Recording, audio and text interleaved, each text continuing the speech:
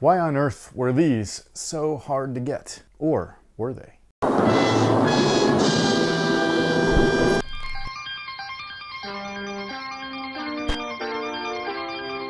Hey, what's going on everyone? My name's Chris. Welcome back to the official WearTesters.com YouTube channel. Today we finally have the review of these bad boys right here. This, my friends, is the Nike Air DT for Diamond Turf Max. And just in case you were unaware, the Diamond Turf moniker is a representation of Deion Sanders being a dual sport athlete, which you will see represented within the branding that is featured all over the shoe. The diamond for baseball, and then the goalpost for turf. And it's the only one in the entire line that's named that way. The other ones are all numbered, so it's super weird. It's kind of like the Foamposite, you know what I mean? Only they do count this as the 3, unlike the Foamposite, which is like a side model, and then there's 1 through 4, technically 6, when we're talking about pennies. So first things first, these actually come in a original style box, so way back in the day when shoes like this originally released in 1995, 1996, 1997, etc. They were in boxes like this. This particular shoe did release in 1996, and therefore they are releasing them as true to the original as possible, which I think is always a good move. Now this is the shoe that I've never owned before. I've always wanted them, but back in 96, I mean, I definitely wasn't wearing these. I was getting one shoe a year, and it wasn't this one. It was probably on discount. If anything, 96, what year in school would I have been? Like in middle school? 8th grade, 9th grade, something like that? Not that high. Really? I graduated or got promoted from junior high in 99. Okay, so I probably was in 7th grade then.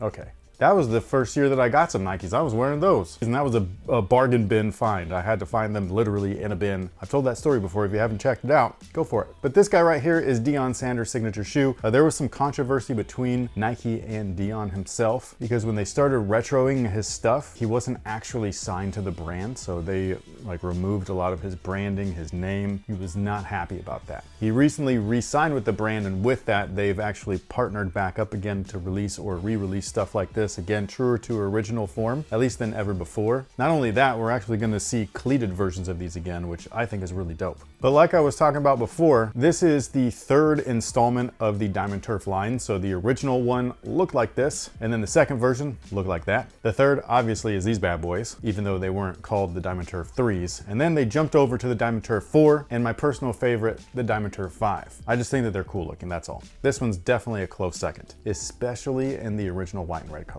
But this particular colorway is an original colorway. They're very simple. They're just white, black with varsity maize. And again, I've never owned the original, so I don't know how close to the originals they actually look. In my opinion, based off of what I could remember, they look really close. The only thing that I would say is probably not the same as this Air unit back here, but even then, like that's at least nowadays standard. Like when I get like a penny 2, a penny 3, stuff like that, they're definitely not like what they used to be. So I think that we're just stuck with these smaller Air units, and it is what it is. Now, before we break down the shoe's tech and everything, this shoe did shock drop a while back, maybe like over a month ago, something like that. Could not get them. They were on sneakers and they were sold out within seconds. Turns out they were botted like crazy. Good job, Nike. You guys are awesome. Fast forward to June 14th, and these bad boys did release officially. This was their original release date, or I wouldn't say original. I think they were supposed to release next year, and then they pushed them up because there was like a lot of hype once they showcased those cleats, which is a good move on Nike's part. They don't often listen to the public, but this time they did.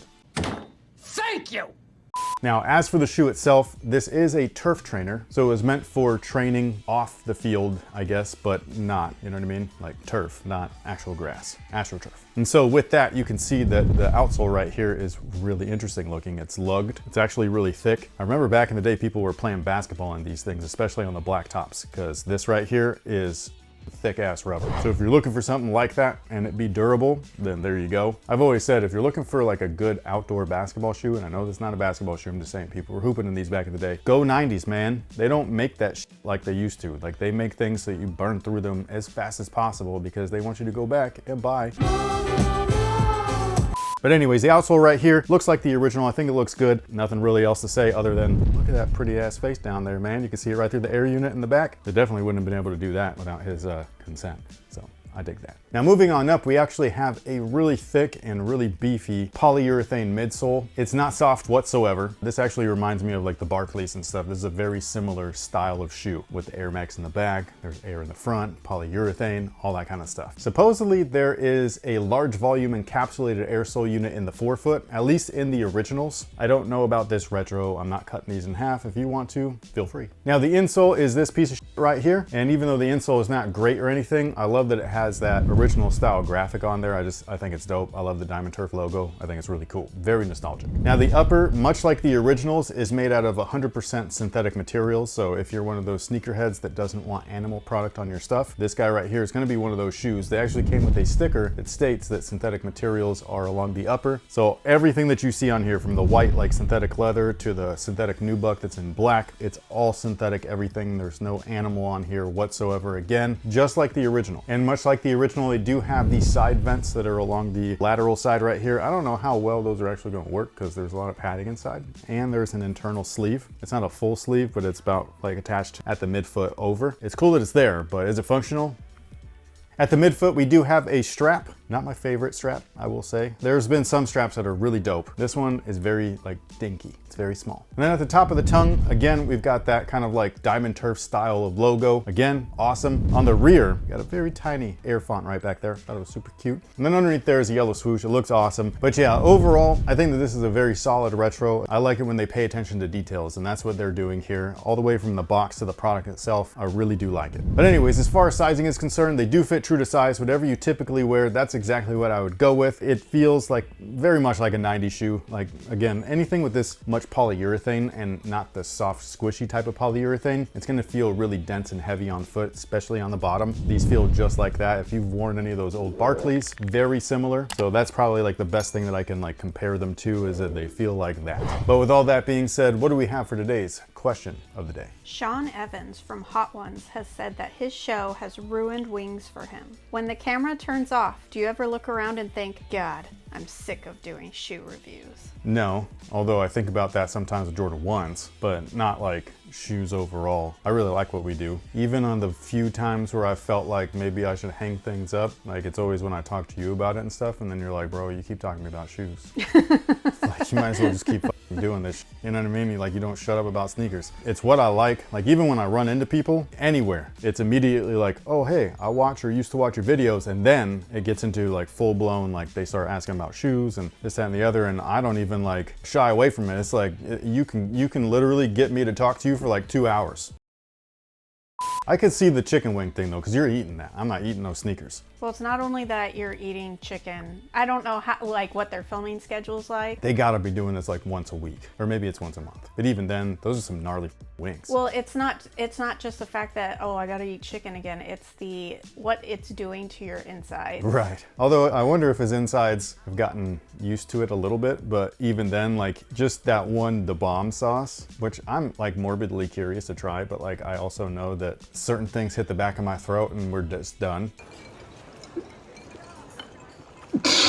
Yeah, that's what she said, whatever. But yeah, so like, you know, I'm also scared of it, but I wouldn't mind trying it privately. But I can't see, like I said, like when you have to eat or consume something so much, like you get sick of it, you get tired of it. It's like when you're on a diet, so I get it. But yeah, shoes though, that's why I like new shoes. I love doing new brands. I like doing it so long as people support the video. The thing that sucks is when I spend so much time on making content and then people don't support it. And then I'm just kind of like, I just waste my time. I could have just taken a day off or whatever, you know what I mean? So that's the part about the whole thing, but you can never predict what's going to happen, you know what I mean? So we do this stuff as much as possible just because, one, it gets all the views, two, they're the brand pumping out the most stuff. So if you ever like look at things and be like, why are you doing it? It's because they're dropping it, bro. Like, we got to review. That's our job. But I love to mix things up. So you'll see Chinese brands, you'll see new brands, you'll see small brands, certain like throwbacks. Like Reebok's the one where like I've really pulled back on Reebok just because it's like, how many times can I talk about the red questions?